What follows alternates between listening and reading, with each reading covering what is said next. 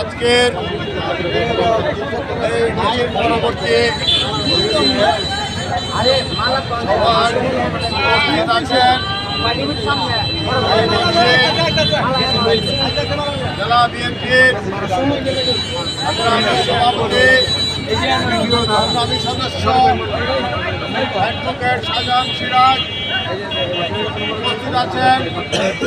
ময়মনসিংহ জেলা বিএনপির অন্যতম সদস্য সাবেক যুব দলের সভাপতি সংগ্রামী নেতা জনাব কামরুজ্জামান লিটন উপস্থিত আছেন। শরীফ মুখলেস টিপু সহ অন্যান্য নেতৃবৃন্দ, আসসালামু আলাইকুম।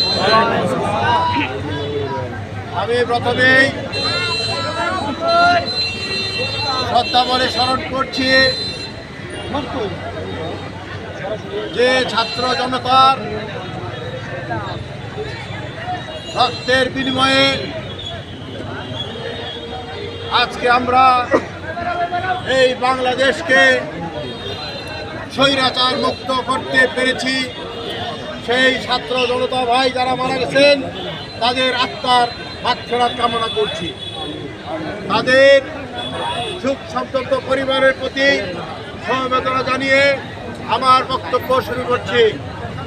প্রিয় ভাইরা, আপনারা জানেন এই গত 15 বৎসর যাবৎ এই ফ্যাসিস্ট শেখ হাসিনা এই বাংলাদেশের জনগণের উপর অত্যাচার নির্যাতন চালিয়ে হাজার হাজার মানুষকে হত্যা করেছে, গুম করেছে, পঙ্গু করেছে, বিভিন্নভাবে নির্যাতন করেছে। প্রিয় ভাইরা, আজকে আমাদের বীর সেনানীরা যারা শহীদের মর্যাদা পেয়েছে সেই ভাইরা আজকে রক্তের বিনিময়ে আজকে আমাদের বাংলাদেশকে সন্ত্রাস মুক্ত করেছে। আজকে এই বাংলাদেশকে ফ্যাসিস্ট শেখ হাসিনা মুক্ত করেছে।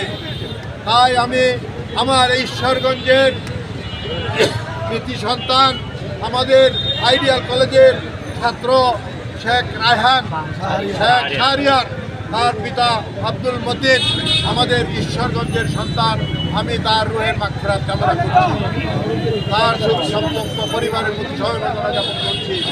প্রিয় ভাইরা, আজকে দেখেন শেখ হাসিনা 3 দিন আগেও উনি যেভাবে কথা বলেছে, ওনার হুমকি ধামকি, ওনার কথায় বার্তায় সারা বাংলাদেশের মানুষ কাঁপছে।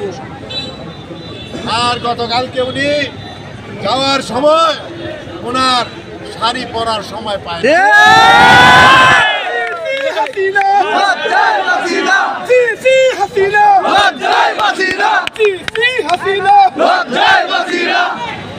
উনি অনেক চেষ্টা করেছিলেন যে উনি জাতির উদ্দেশ্যে একটা ভাষণ দেবেন, উনি জাতির উদ্দেশ্যে কিছু কথা বলবেন, কিন্তু যাদের কাছে উনি বলেছেন যে আমি বাংলাদেশে আর থাকতে চাই না, আমাকে কোনো রকম বিদেশে পার করে দাও।